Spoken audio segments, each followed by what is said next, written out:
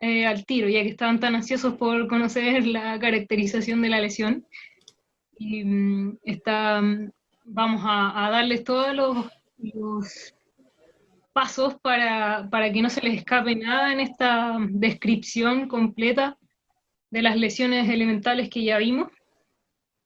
Pero ahora vamos a ir con todas las características que debe llevar estas oraciones que van a describir sus hallazgos en la mucosa oral o en la piel que corresponde a nuestra área de trabajo. Bien. Quise, a ver, ahí. Quise agregar esta diapo a partir de lo de melanoma, porque todas las campañas como preventivas que tienen que ver con melanoma incluso, o especialmente con el melanoma, tienen que ver con caracterizar lesiones. Cuando a uno le dicen que se fije especialmente en estas lesiones, en estas máculas, ahora que ya aprendimos los conceptos correctos, en las máculas, las campañas preventivas que van a buscar contra el cáncer de piel, te dicen a ti como paciente que te fijes en ciertas cosas, y esas cosas, si uno los ve bien, como en bueno, esto es como un pseudo cómic, pero te está diciendo que te fijes en características de la lesión. Ya aquí en el melanoma es re fácil recordarlo porque se usa una mnemotecnia que es el ABCDE, que aprovechando que estamos hablando de descripción de lesiones, lo vamos a mencionar porque vi también que lo preguntaron ahí entre medio, creo. Cómo saber, o preguntaron algo acerca del melanoma, o si todas las lesiones eran asimétricas. Bueno, la asimetría, y es la A del melanoma, es la primera letra, ¿ya? Asimetría de la melanoma, que es una neoplasia maligna, ¿verdad? De lesión pigmentada. La B tiene que ver con los bordes irregulares, son todas características que vamos a ver después, pero para que se les queden que son cosas que nos tenemos que fijar en las lesiones. La C tiene que ver con el color, ya que es una lesión que tiene muchos colores distintos o que va cambiando mucho de color en el tiempo. Eso me indica que algo raro está pasando ahí, ¿ya? La D, el diámetro, el tamaño, mayor a 6 milímetros, está categorizado como algo sospechoso de malignidad. Y la E tiene que ver con la evolución, que quiere decir que la lesión ha ido cambiando en el tiempo, en tamaño, en forma y también en color. Y hay otro parámetro que se le fue agregando, que es el ugly duckling, que en español sería como el signo de patito feo, que es cuando algunas veces uno tiene muchas máculas juntas, pero hay una que puede empezar a cambiar y a hacerse distinta al resto. Por eso le dicen el signo de patito feo. Y por eso el cómic está mostrando un patito feo ahí. Entonces, ahí ese como que va cambiando y se va haciendo muy distinto a los otros, también puede ser un signo de sospecha, ¿ya? Pero aquí voy con esto, de que todas estas cosas que llaman a los pacientes a fijarse son características de una lesión. Y por eso, de nuevo, recalcar de lo importante que es observar y hacer el análisis en base a lo que uno está mirando y haciendo una buena descripción en su cabeza o en un papel cuando uno está derivando también. Bien, así que vamos a ir paso por paso, porque a uno de repente cuando tiene que hacer una descripción de una lesión, se le van algunas cosas y porque hay tanto que describir que a veces se te olvida poner algo, así que lo enumeré para que fuera un poco más estructurado. Yo sé que a todos en general como el perfil de la carrera que tengamos un poco de estructura en nuestras cabezas, así que la idea es ordenarlos un poco para que se les haga un poquito más más fácil este orden, de que ya la primera parte, lo definimos bien, es identificar el tipo de lesiones, identificar la lesión elemental. Si es una vesícula, si es una pústula, si es un nódulo, si es un tumor, si es una úlcera. Y ahora tengo que empezar a caracterizarlo, ¿ya? Lo primero, ya, lo tengo. Ahora tengo que empezar a decir, describirlo bien, las características en relación a mi lesión elemental. Y lo primero que tengo que definir es la localización y los límites. ¿Dónde está? ¿Ya?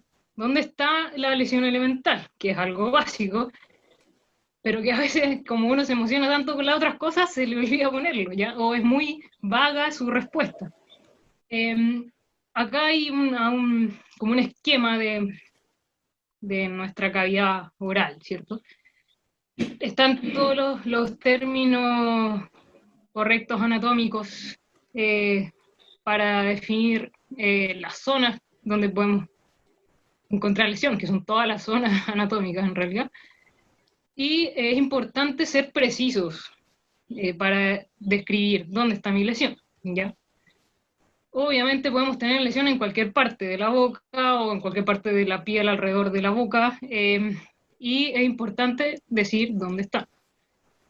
Acá hay un ejemplo, porque me pasa, yo que trabajo en UCEOT, que como les digo, es un servicio de diagnóstico y donde también recibimos interconsultas de las distintas partes de los posgrados, de pregrado también. Somos como el nexo también entre el pregrado y el posgrado, y me pasa mucho que aparte yo soy fijona, porque como trabajo en patología me fijo en todas las interconsultas, de que llegan muchos que dicen ya lesión en lengua o ya lengua, pero ¿dónde? En la lengua es grande y tengo que definir en qué parte. Si aquí ustedes están viendo 3 fotografías con lesiones en lengua, pero si yo les digo, tengo un paciente con una lesión en la lengua, les apuesto que todos se están imaginando una parte distinta de la lengua. Y yo tengo que ser claro y saber en qué parte precisa está mi lesión.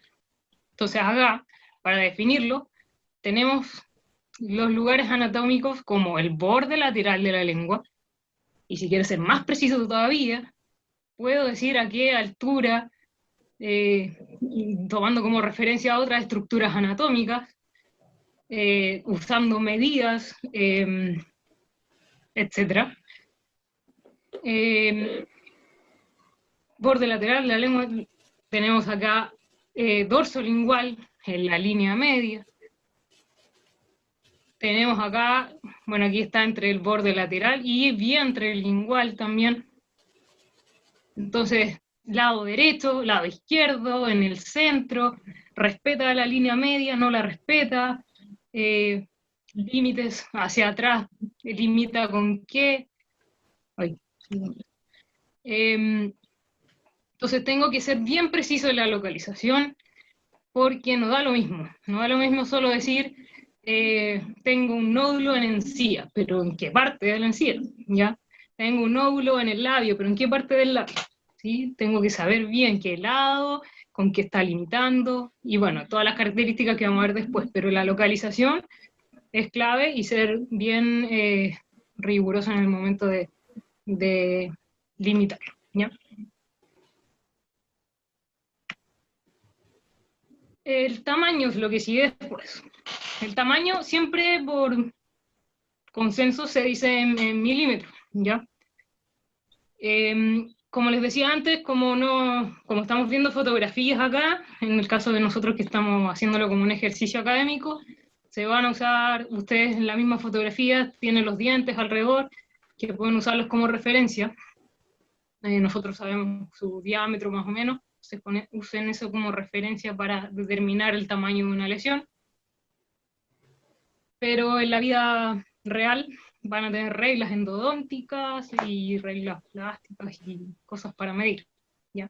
Sondas periodontales y así un sinfín de instrumentos que les van a permitir medir tamaños. Obviamente hay lesiones pequeñas y hay lesiones bien grandes, como los vimos, y eso me va a dar a definir también el tipo de lesión elemental. Pero ojo que no siempre, acá tenemos dos ejemplos que se los quise poner. Ambos, el diagnóstico es carcinoma espinocelular, neoplasia maligna, pero miren los tamaños. O sea, no siempre el tamaño me va a decir de... los dos son igual, o sea, son malos, son malignos ambos. Acá es una lesión mucho más pequeñita, en milímetros, que la lesión de acá, que abarca piso de boca, vientre lingual, si en tamaño probablemente, no sé, piensen que el diámetro de un incisivo central, el mayor será 10 milímetros, quizás. Hay varios centímetros el diámetro mayor de esta lesión, 6 centímetros será. Pero ambos tienen el mismo diagnóstico de malignidad, ¿ya? Para que no se queden con que una lesión pequeñita no puede ser algo malo igual, ¿ya? Nos tenemos que basar en otros parámetros también. Además del tamaño y la localización que llevamos, tenemos que ver en el número de lesiones que tenemos, que estamos observando. Puede ser una lesión única, como vemos acá en este ejemplo de fibroma irritativo, única lesión en boca. Ojo que no tenemos que mirar solo ahí, o sea, si yo veo una lesión ahí, tengo que empezar a buscar en todo el resto de la boca, ¿ya? No solo quedarme con lo que el paciente encontró, o a veces son hallazgos o que uno encuentra. Tengo que hacer un examen bien exhaustivo de todo el resto. O también puede ser que aparezcan lesiones múltiples, como en este caso que estamos viendo múltiples úlceras pequeñitas que antes fueron vesículas, porque es un herpes recurrente intraoral. Obviamente yo no vi, no, o sea, esto es un caso de un libro, pero no se vieron las vesículas por lo que hablamos antes, pero ya estoy viendo el estado de úlcera, como hay múltiples úlceras pequeñas agrupadas, ¿ya? Entonces tengo que decir si la lesión es única, luego examinar todos los tejidos de la cavidad oral, o hay múltiples lesiones. Y en relación a eso, si hay lesiones múltiples, no es lo mismo que yo las tenga agrupadas en una zona a que estén esparcidas por toda la mucosa, ¿ya? Entonces, si yo veo que hay lesiones múltiples, tengo que detenerme en otro parámetro, su distribución primero. Si son localizadas, como por ejemplo en el caso aquí del herpes intraoral que vimos anteriormente, porque estaban solo ahí en ese lugar, si son regionales o son generalizadas ya en forma sistémica. Su patrón también, si son simétricas, están a ambos lados de la línea media, si respetan un dermatoma, que es lo que pasa en el herpes zóster, ustedes lo han revisado en las clases anteriores, que como respetan los dermatomas, también respetan la línea media. También pueden tener un patrón aleatorio, o sea, que aparecen por ahí y por allá, pero no siguen un patrón definido, como puede pasar en los úlceras recurrentes, orales, o si, por ejemplo, se presentan en sitios de presión, en que eso pasa más en lesiones en piel. Bueno, respecto a la línea media lo hablamos acá. ¿Ya? ¿Vale? Sí. Yeah.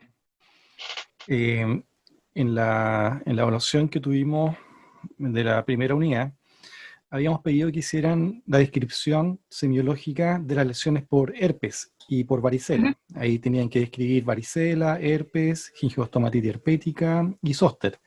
Y en el caso del zóster, ahí yo me dedicaba a revisar para ver qué grupo puso que la expresión de la lesión era unilateral.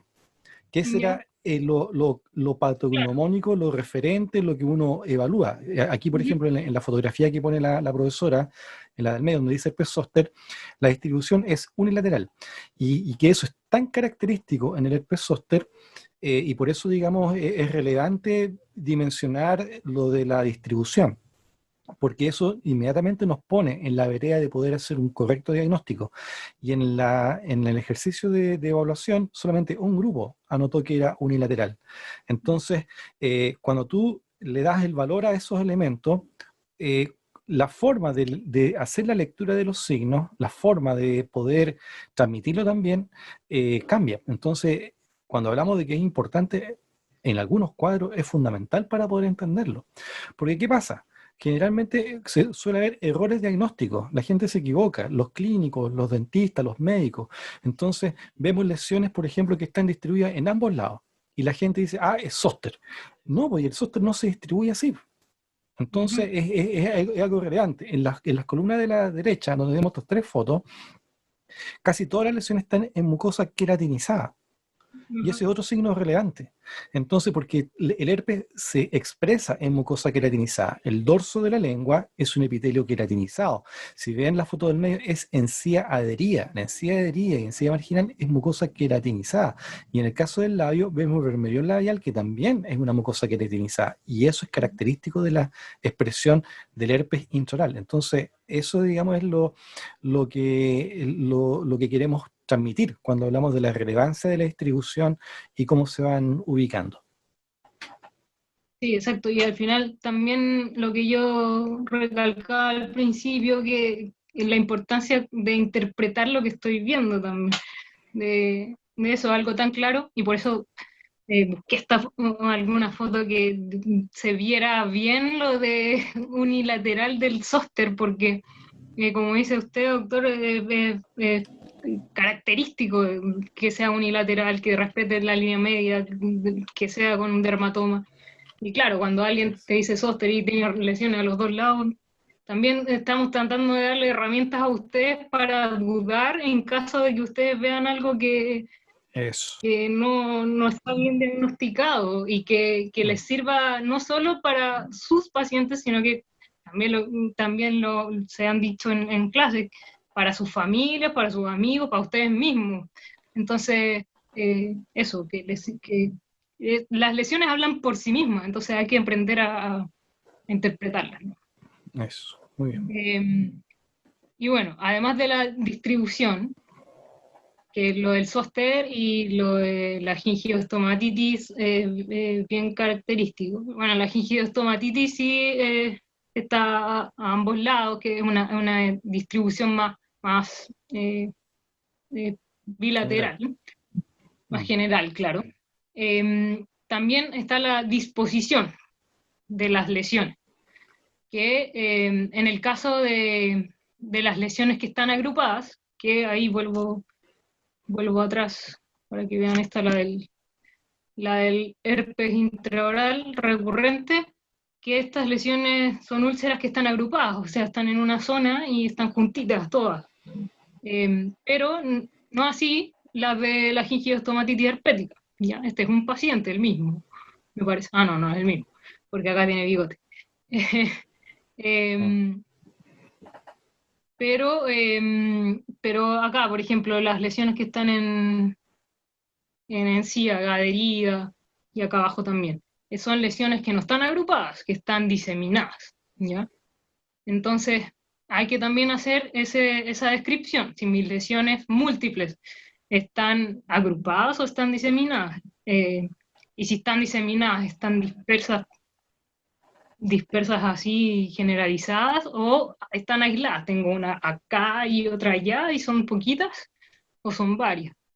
Y si están agrupadas de forma lineal, regular, formando algún patrón, o herpetiforme. De hecho, herpetiforme es una forma de decir, porque es tan característico que se usa como un término, como una nomenclatura, Mm. esta forma de agruparse de las lesiones por herpes, que son pequeñas úlceras.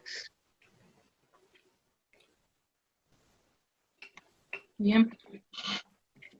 Otra característica que tenemos que tomar en cuenta es la forma. Aquí en forma hay muchas formas que pueden adoptar las lesiones orales, como ya habíamos comentado. A grandes rasgos tenemos lesiones deprimidas o como dijo la doctora Eid, que se usa también este otro concepto de endofíticas, como las úlceras, lesiones planas como las máculas, lesiones ligeramente elevadas o exofíticas. Y dentro de las elevadas o exofíticas es donde tenemos más variedad de formas, ovales, redondeadas, discoidales, digitiformes, que es como forma de dedos, filiformes en forma de hilo, umbilicadas, que es como forma de ombligo, irregulares o sin forma, como forma amorfa, lobuladas y un millón de cosas que se pueden imaginar. Pero la idea es tratar de darle una palabra a lo que estoy viendo. Acá vemos la lesión que ya la había mostrado antes, este fibroma irritativo, bien redondeada. En cambio acá vemos este papiloma escamoso, en esta foto que encuentro buenísima, que se ve muy bien esta superficie como de dedos. Hay muchos que le dicen como superficie como si fuera una toalla, ¿cierto? Que es digitiforme, muchos lo describen como digitiforme, verrucoso o otros, u otros. Eso, pero hay muchas formas y bueno, hay muchas formas creativas que se pueden encontrar en algunos libros que usan para describir las lesiones también. Y otra característica es el color, que también se dieron cuenta que hay muchos colores distintos en la parte cuando mencionamos máculas. Pero no solo las máculas pueden ser de colores distintos, sino que también las placas y también los nódulos y los tumores y todo puede tener colores. Entonces, hablamos de las máculas que pueden ser hipercromáticas, que son con mayor intensidad de color, y también hipocromáticas, con menos intensidad de color. Acá vemos ejemplo, esto es un melanoma oral. Si ustedes se fijan, acá aplica todo el ABCD del melanoma. Lesión asimétrica, bordes poco definidos, el color, hay muchos colores en la misma lesión. Acá ven zonas hipocromáticas, ven que se ve como más blanco, como que acá se perdió color, como que se ve desteñido, ¿sí? Pero lo correcto parece desteñido, no pueden decir desteñido, ese no es el lenguaje correcto. El lenguaje correcto es decir que está hipocromático acá. Pero acá tienen marrones, ¿sí?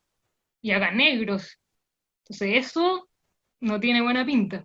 Eso ya me dice que va orientado a algo maligno, además de los bordes difusos, además de que probablemente acá hay un crecimiento, ahí tendremos que ver los antecedentes del paciente.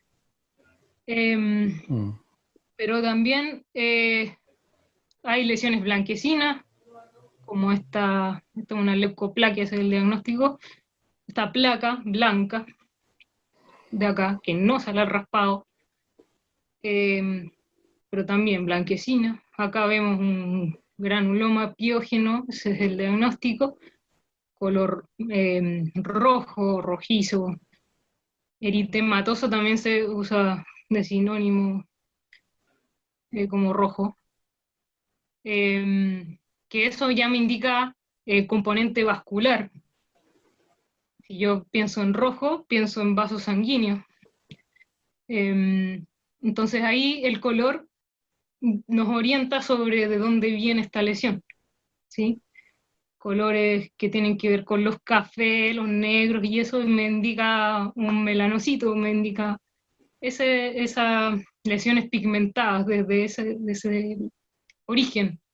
Lesiones rojas me indican lesiones vasculares, lo mismo lesiones de este color, violáceas, que esto es una varis, así como las varices de las piernas, ¿cierto? también hay varices intraorales. También las lesiones violáceas me podrían estar indicando origen vascular. O también alguna origen de glándula salival. Y así, las lesiones blanquecinas, aumento de la capa de queratina, ¿cierto? Del epitelio. Y así hay vino porto. Bueno, ¿para qué complicarlo más con cosas? Pero el tema es que siempre el color me va a indicar de dónde podría venir la lesión. ¿Bien? Entonces tenemos que describir el color dentro de lo que yo estoy, de todo este análisis que estoy haciendo de la lesión que estoy viendo. La ¿Vale? superficie, sí. Sí, en estos últimos dos criterios que nos comenta la doctora, tanto en la forma como en el color, igual hay espacio también a la creatividad, o sea, eso entre comillas, pero una creatividad bien responsable. Si tú, por ejemplo, si vuelve a la parte de forma, por favor, Valentina. Sí, ahí. Ahí, por ejemplo, si ves lobulada, filiforme, digitiforme, no se trata necesariamente que tengas que aprenderte esos conceptos. A lo mejor tú vas a dar cuenta que la lesión parece una mora y tú puedes describir en aspecto de mora, ¿no? Y se entenderemos todos que estamos hablando de ese tipo de conceptos. Entonces, hay cuadros, por ejemplo, que se describen que tienen forma de rayos de bicicleta y ocupan ese término para describir la forma de la lesión, en rayos de bicicleta. Otros dicen patrón de encaje blanco. Encaje blanco, imagínate, ¿ah? Imagínate un encaje blanco. Pero son términos que vamos a escuchar, ¿ah? Entonces, y están y se ocupan. Entonces, a todos estos conceptos que está señalando en cuanto a forma, también podemos ocupar aspectos que tengan cierta universalidad para que todos y cualquiera pueda entenderlo. Una mora, un encaje, un rayo de bicicleta, son conceptos universales. Todos los entendemos. Entonces, la medida que sean de ese nivel de juicioso el criterio de comparación, vale, no hay ningún problema. Y en cuanto al siguiente, al color, si se fijan, los criterios, la siguiente, el color, dicen vino Oporto. Yo no sé de qué color es el vino Oporto. Estaba buscando aquí recién en internet cuál es el color del vino Oporto, pero supongo que un vino tinto, ¿eh? A lo mejor puede ser un vino Carmener, a lo mejor puede ser un vino Chardonnay si lo estoy viendo de otro color. Pero la situación está en que no solamente tenemos que visibilizar lo que está diciendo aquí este texto, es el concepto. El concepto es la transmisión de la idea de color que se asemeja a un color de vino, por ejemplo, ¿ya? Un vino tinto. Y es un poco lo que uno debe tener claro al momento de escribir, porque en un momento puede que estés viendo algo o te presentemos algo y que no coincide ni con el marrón, ni con el café, ni el rojo y parece otra cosa. Bueno, pon el color que estás viendo. Hay lesiones que son verdes, hay lesiones que son amarillas, hay lesiones que son naranjas, ¿ah? Y ahí nosotros tenemos que hacer de acuerdo a lo que estamos observando, ¿ya? Eso. ¿Una acotación? Ya vale. Sí, doctor. Entré finalmente. Así no, lo que decía el doctor, claro, yo creo que los que hicieron la semiología en un grupo fueron enólogos, porque en la parte, por ejemplo, cuando hacen punciones lumbares para enfermedades virales, meningitis virales, cuando sale el líquido lo escriben como pisco sour. No, ¿en serio? Y es una cosa. Sí, lo escriben como así, sí, como pisco sour. Y de hecho muchas tinciones, el laboratorio, o la concentración, por ejemplo, que tú tienes que obtener cuando vas a hacer, después vamos a ver en un antiograma, tienes que tener una turbidez similar a un pisco sour. Y de verdad se ve como un pisco sour, no para tomarlo, pero bueno, algunos se lo toman, pero... ¿ya? Y lo otro que está, por ejemplo, en esa, no es mi puntero, pero en la zona de abajo, donde dice color, ¿cierto? Donde está esa placa blanquecina, se describe también, como decía la autora, una leucoplaquia, leucoplaquia, ¿cierto? Pilosa, que tiene como forma de pelito, y eso está asociado a un tipo de virus que vamos a ver más adelante si podemos hacer microbiología topográfica, ¿ya? Muy bien. Eso. Así es. Así que pueden ocupar más términos en función de una creatividad aterrizada y universal. ¿Ya? Claro, Eso. son solo guías, son palabras que se ocupan, ¿no? Lo de vino Porto yo creo que es porque el único vino que conocen por allá en El Los donde patólogos de allá, de España. sí, patólogo de España. toman España, Claro, porque toman vino de Portugal. Oporto. Eso. Ya, seguimos con superficie. Ya me La, tomo un Oporto entonces. la superficie es otro parámetro también importante de analizar, porque primero tenemos que revisar la integridad de esa superficie. Si es que está indemne la mucosa que está recubriendo esta lesión, como podemos ver acá en esta dorso lingual, que se ve muy bien que las papilas de la lengua están totalmente sanas y que la lesión está debajo de eso, que no está afectando en nada del epitelio. Por lo tanto, eso también me da una orientación hacia el diagnóstico, que no hay afectación de la mucosa que recubre. Entonces yo tengo que empezar a pensar en otras cosas. Descarto todo lo que tenga que ver con patología del epitelio mismo. Y el diagnóstico de aquí era un neurilemoma, ¿ya? Un trastorno de tejido nervioso.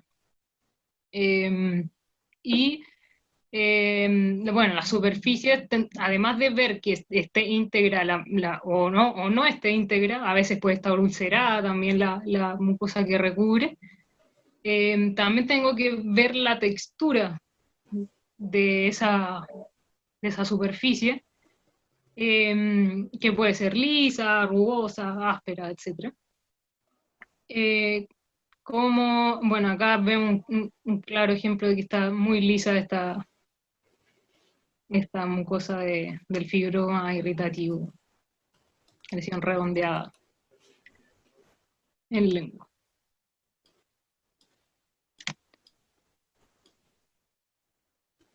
Luego, bordes y contornos. Los bordes de una lesión es donde termina la lesión. Entonces yo debo saber si estos bordes son planos o están elevados o indurados. O es muy raro que estén deprimidos, es extraño. Acá, por ejemplo, bueno, el más fácil que el neo azul que les mostré antes, que los bordes, que es donde los límites de la lesión, son planos, o sea, no hay ningún levantamiento del tejido donde no puedo palpar nada, acá palpo todo plano, ¿ya? Como una mácula que es. Pero acá veo una úlcera y los bordes de esa úlcera están levantados, están elevados y están indurados. Si yo palpo esto, entonces aquí viene la importancia de la palpación, del tacto, que no tenemos que olvidarnos de eso. A veces uno cuando está, sobre todo cuando está recién aprendiendo a examinar, solo se queda con la vista.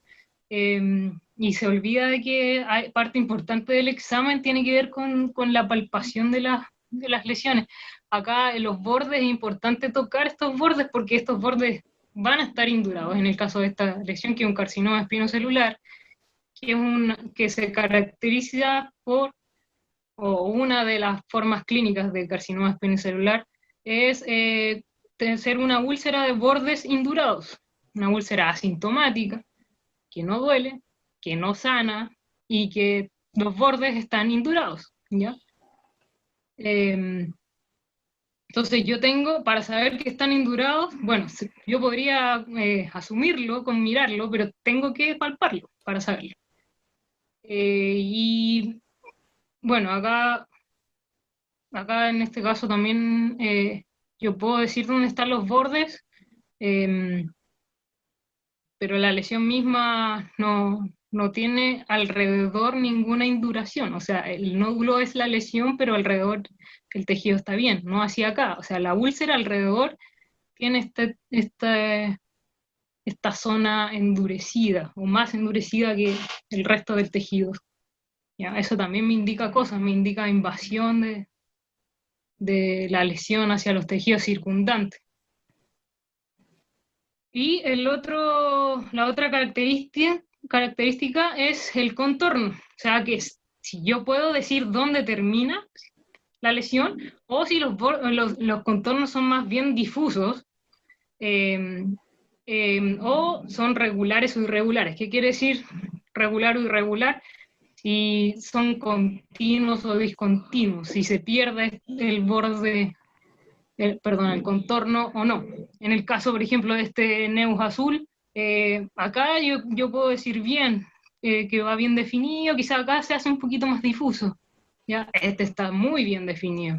Yo sé bien dónde empieza y dónde termina la lesión. Acá tendríamos que levantar un poco esta lengua para decir dónde termina. Acá no, con esta foto yo no podría decir bien cuáles son los contornos de esta lesión.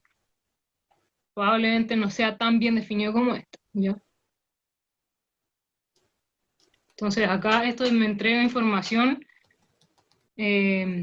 también sobre quizás cuánto tiempo llevan estas lesiones acá y la invasión que está teniendo hasta los tejidos circundantes o en profundidad, y de eso me orienta una vez más al diagnóstico. Profe, una consulta. Sí. No entendí muy bien la diferencia entre los bordes y los contornos. ¿Me podría explicar un poco más, por favor? Sí, vuelvo. Es difícil entenderlo. La primera vez que yo, o sea, siempre hay confusión entre los conceptos bordes, contornos, límites. Ahí te podría ayudar un poquito, ¿vale? Sí, uy. Ya, mira, voy a tratar de anotar, no sé si... ahí estoy rayando, ¿cierto? Sí. Sí. Por ejemplo, si nosotros tenemos una lesión acá, por ejemplo, que tiene esta forma, supongamos que la parte que estoy rayando en este momento sería lo sano, y la lesión sería esta parte de acá. Cuando nosotros nos referimos del borde, es como referirse a la descripción puntual de esta zona. ¿Ya? Es decir, es como la zona marginal que estamos describiendo. Es decir, cómo esa lesión elemental tiene su borde. ¿Ya? Ese es el borde. En este caso estamos hablando de una úlcera, pero nos interesa ver cómo está su borde. Y su borde está solevantado. Su borde está indurado. O sea, eso es lo que podemos describir en torno al borde. Cuando nosotros nos referimos al contorno, nos referimos a la forma que puede tener. Entonces, y podemos decir si es regular, como acá estamos viendo acá, regular, o en ocasiones podemos tener lesiones que pueden tener un contorno regular hacia un lado e irregular al otro lado. ¿Ah? Entonces, es muy distinto tener una lesión así, que es propio de una lesión benigna, ¿se acuerdan de la pregunta de la prueba de la lesión melánica? Versus una lesión irregular. ¿Se entiende? Pero aquí ya no estamos hablando de los bordes, estamos hablando de el contorno que tiene. ¿Se entiende? Entonces, y esto un poco, porque aquí el concepto se entiende mucho mejor cuando lo contrastamos. Un borde, un contorno regular, un contorno irregular. ¿Ah? Y en cuanto al nítido o bien definido, algunos textos lo describen en función del contorno, pero otros también se dicen nítido o bien definido al límite. ¿Ya? Porque esta misma situación podemos irlo viendo con esta misma lesión pigmentada, donde podemos ver que el límite acá era bien definido y el límite por acá era mal definido. Entonces, como ven, son aspectos que estamos viendo en torno a lo que podemos describir de la lesión. Ninguno de estos parámetros está por sobre la clínica general. O sea, nosotros tenemos que juntar tiempo de evolución, sintomatología, número, distribución, y a partir de ello entonces sacamos la conclusión. No porque tenga un borde indurado voy a pensar en cáncer. No. Si yo tengo una lesión irregular, con molestia, borde indurado, tiempo de evolución, y la persona fuma, hay un conjunto de antecedentes que nos va a permitir construirnos o dirigirnos hacia la interpretación diagnóstica. Entonces, pero estos aspectos básicamente se refieren a estos elementos que puse acá. Voy a borrar los dibujos. Bien. Bien. Ya. Gracias. Mm. Ya. Entonces, nos quedan un par solamente. Consistencia es otro de los parámetros que hay que evaluar. La consistencia va a ser la sensación que ustedes van a tener al palpar la lesión. Hay distintos términos que se utilizan para describir la consistencia que tienen las lesiones. Entre esas podemos encontrar la consistencia dura, que se refiere a la sensación que sentimos al palpar el hueso, por ejemplo, como en lo que se ve en la fotografía de acá abajo, que es un torus mandibular, que lo que vemos son extensiones de hueso mandibular, de comportamiento biológico amartoma, creo que ya se fue mencionado en alguna clase. Entonces, cuando yo palpo esto, es duro, porque es hueso. Las otras consistencias son firmes, blandas, fluctuante cuando se refiere a algo con contenido líquido, como que se desplaza cuando yo lo palpo, como puede ser este mucocele que vimos acá arriba, que tiene contenido, que es un trastorno de glándula salival. Por lo tanto, cuando yo lo presiono, va a moverse de un lado a otro, y eso quiere decir que sea fluctuante. Piensen como en algo parecido a lo que pasa como en una bombita de agua o en un globo con agua, esa consistencia de movimiento frente a la presión. Obviamente todo con cuidado porque son lesiones frágiles que pueden romperse también. Y obviamente que también esto nos va a orientar respecto al contenido de la lesión. Ya dijimos que si es una lesión que yo siento dura, pienso más en que hay tejido óseo. Si es que es algo más firme o elástico, empiezo a pensar en tejidos blandos, conectivos, o epiteliales, si es que de tipo reaccionales, que es fluctuante, empiezo a pensar en contenidos líquidos, etc.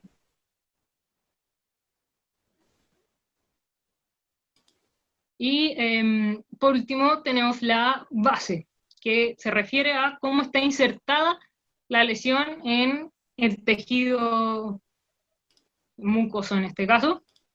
Tenemos dos opciones de base a grandes rasgos. Tenemos la base sésil, que es cuando el área de inserción es igual o mayor a la parte más ancha de la lesión, ¿ya?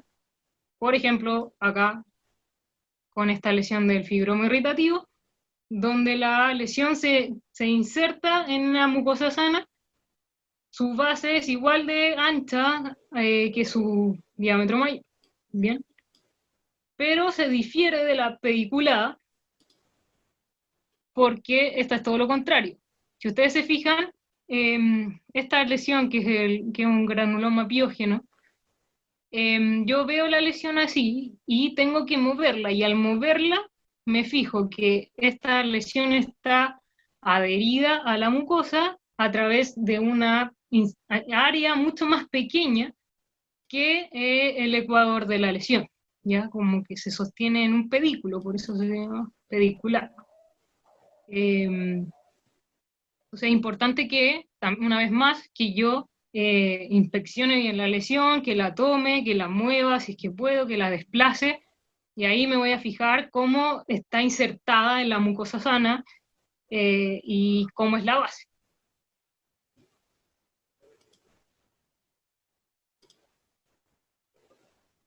Y bueno, hay otras cosas que también podría estar describiendo.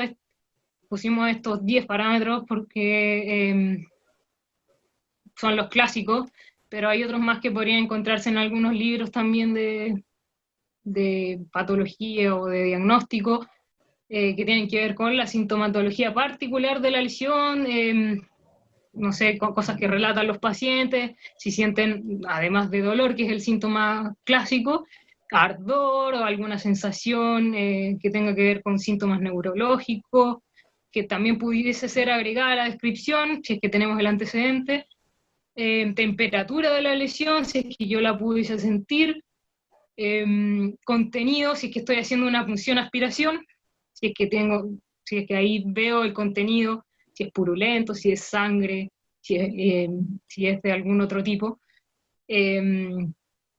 Y también la movilidad de la lesión, si es que yo veo que se desplaza en planos profundos, que es una característica que hemos conversado ahí en otra clase, que también es algo que yo pudiera agregar en la descripción de la lesión, si es que me están dando el antecedente, o si es que yo puedo hacerlo en mi paciente, porque me da información respecto al tipo de diagnóstico que podría estar afrontando, ¿ya?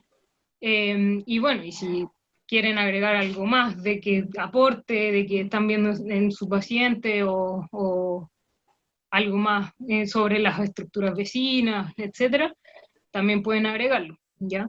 Nosotros le estamos dando la estructura base y los términos base para construir la descripción en términos generales y con el lenguaje correcto, pero obviamente esto se puede complejizar cada vez más mientras más van aprendiendo, para que cada vez se les haga más fácil llegar al diagnóstico. Si esto al final son las herramientas bases y los cimientos para que ustedes puedan construir su diagnóstico de forma más fácil, si es eso, para que aprendan a observar y interpretarlo de la mejor manera.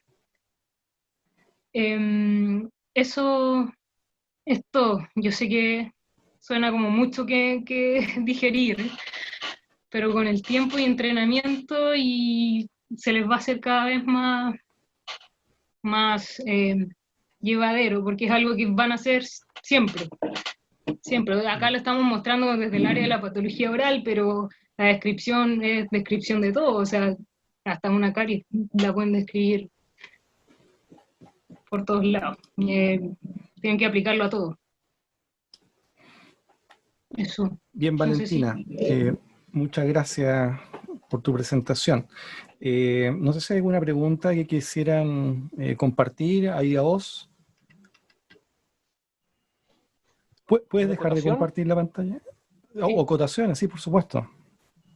Diga, doctor. No, bueno, por la parte, digamos, microbiológica, cuando tú hablas de membrana, por ejemplo, membrana y pseudomembrana, las membranas son estructuras biológicas generalmente organizadas que recubren algún tipo de tejido, ¿ya? Por ejemplo, una fase, una membrana... De nuevo, más lento. Estructuras biológicas cuando uno habla, por ejemplo, organizadas. cuando uno habla de ¿cómo se llama? De membrana, lo que estamos hablando es una capa que se da de... No, mentira.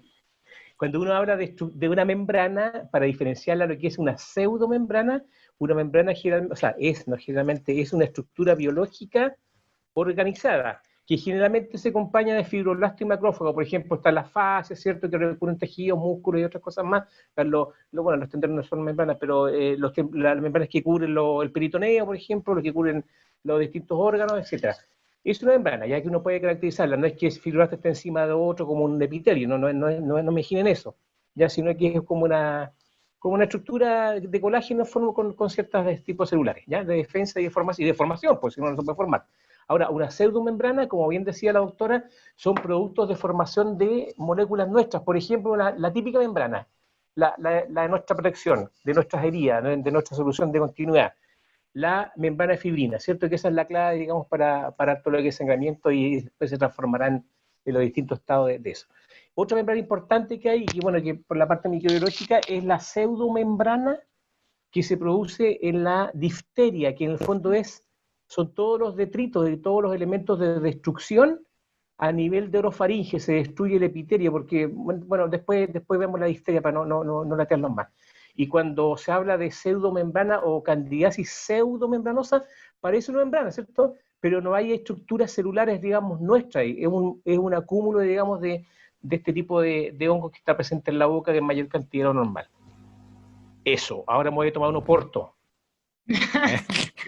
Quedé metido con el oporto de la doctora, no, del doctor Fuente. que se hace en Oporto, Cierto. en la ciudad de Sí. Portugal. Eso, ahí, ¿cómo se llama? En Portugal. Muy bien. Yo quisiera agregar un par de cosas también. Eh, e- este ejercicio de descripción, como decía Valentina, es un ejercicio permanente que nosotros estamos haciendo. Es decir, cada vez que estamos evaluando alguna lesión, aplicamos todo este ejercicio descriptivo. Tipo de lesión, forma, distribución, característica, todo eso es parte de la rutina de la evaluación de los diferentes aspectos. Ahora bien, esta información que nosotros estamos recabando tiene que plasmarse y traspasarse a lo que es la ficha clínica. Todos estos elementos que nosotros reunimos no solamente es un ejercicio de interpretación, sino que también es una pesquisa de un antecedente. Y más de una vez nos corresponde hacer el seguimiento de la evolución de ella. Si hay situaciones en las cuales una lesión de una semana a otra puede tener cambio, de un mes a otro puede tener cambio. Y esa forma de nosotros tenemos que documentar esta observación es a través de la ficha clínica. Lo podemos complementar con fotografía, que eso ya es una herramienta mucho más entendida dentro de lo que puede ser la valoración clínica. Y entonces a esa fotografía lo complementamos a ello. Pero la textura, el tacto, la respuesta ante ciertas maniobras es solo tocando. Entonces, y eso la foto no lo logra percibir. Entonces, por eso tenemos que volcar todos nuestros sentidos para tratar de interpretar ello. En otro aspecto, en otras áreas, incluso la doctora también puede dar cuenta de ello, que a veces que hay que auscultar la articulación temporomandibular, hay sonidos, hay ruidos que pueden aparecer, y eso también es producto de la semiología. Pero en este caso la doctora se focalizó en piel y mucosa, pero también puede hacer una semiología de articulación temporomandibular y de otras estructuras anatómicas que van a tener sus propias particularidades. Pero toda esta información se reúne, se organiza y se lleva a la ficha clínica. La ficha clínica, recordemos que es un documento legal, es un documento que sirve al paciente, al clínico, a todos dentro de lo que implica el proceso de evaluación, y por ello el espacio que tiene es ese. El segundo espacio donde estos conceptos son muy útiles también de tener presente es cuando uno hace una derivación. Cuando uno hace una derivación, uno busca al profesional que lo va a derivar, estimada doctora Sala, a favor de evaluar a tal persona que consulta por esto, y detecté esta lesión nodular, cara interna mejilla, asintomática, bien definida, mucosa que lo recubre intacta, de 1 centímetro de evolución, y mi diagnóstico presuntivo es tanto. Entonces, ese elemento de ese ejercicio de descripción también va en las interconsultas y en las derivaciones. Entonces, es necesario también entender que esto ya no solamente es un ejercicio, es una herramienta del examen clínico que va en la ficha clínica, es una herramienta del examen clínico que va también a una interconsulta y a una derivación. Entonces, ahí es donde también nosotros le damos utilidad y lo ocupamos permanentemente. Y por último, cuando hacemos una buena derivación y hacemos una buena descripción semiológica, primero vas a estar contribuyendo como profesional a la interpretación de la lesión, como una interpretación que solamente el clínico puede hacerla, pero también das muestra de tu performance profesional. Y eso es así. Suele pasar que encontramos derivaciones escuetas, tumores en lengua, como tomando el mismo ejemplo que decía Valentina, pero a veces cuando nos dirían lesión nodular de 2 centímetros, asintomática, no desplazable sobre el plano profundo, mucosa que recubre intacta, uno dice, wow, qué buen profesional. Y eso es parte de la imagen clínica que también uno tiene que cultivar. Y eso no es no es pasando por un curso, es como tú vives tu profesión. Entonces, cuando eres pulcro con eso, después solamente cosechas buenas impresiones. Y es producto de ese trabajo sistemático, organizado, descriptivo y que lo plasmaste en una herramienta de comunicación. Y eso no solamente si lo vas a derivar a un patólogo, a veces tú tienes que derivarlo a otro especialista, a veces tienes que derivarlo a otro profesional de otra área, tú haces una derivación a un médico y tiene que ser así de rigurosa. Que más que rigurosa, dedicada para poder hacerlo y poder desarrollar una mejor derivación. Entonces, cuando el otro clínico vea este ejercicio, esta descripción tuya, dice, el colega sabe, yo a ese dentista quiero ir, quiero que me vea. ¿Ah? Yo a él lo voy a mandar a que vaya a ver a mis pacientes. Y eso son las cosas que pasan. O sea, es parte de tu trabajo clínico, es parte de tu imagen clínica, y estos elementos, como tú construyes tu receta, como tú haces tu derivación, también hablan de tu ejercicio profesional. Entonces, como ven, tienen varias aplicaciones esto que estamos viendo. No es solamente un ejercicio descriptivo, es para la ficha clínica, es para la derivación e interconsulta, es para que proyectes tu imagen profesional más allá de tu box odontológico, ¿ya? Así es que esos elementos conviene tener presentes, porque después nosotros, ¿cómo vamos a preguntar esta materia? Vamos a decir, construye una derivación, haz una interconsulta. Esa es la forma como nosotros preguntamos esto. No te vamos a decir qué forma tiene esa lesión, no te vamos a decir cómo está la superficie, no, construya una derivación. Entonces, ese es, digamos, como nosotros vamos a preguntar. ¿Bajo qué parámetros? Los que acabamos de ver en la clase y otros elementos que después vamos a ir perfeccionando y entrenando, ¿ya? Así que eso quería yo también aportar en la presentación de la doctora Sala. No sé si hay alguna otra pregunta o algún comentario.